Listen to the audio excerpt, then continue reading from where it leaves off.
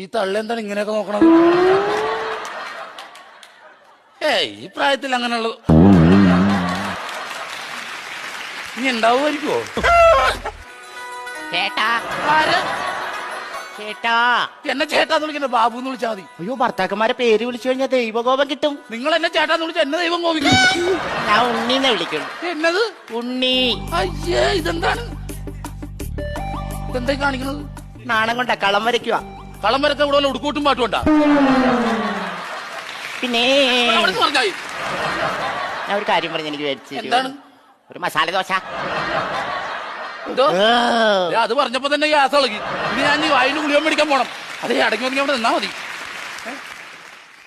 143 എന്നത്? കൊച്ചിയള്ളൂന്ന് പറഞ്ഞൂടാ. I love you. നാണം കെടുത്തല്ലോ ഇവിടെ ഇട്ട്.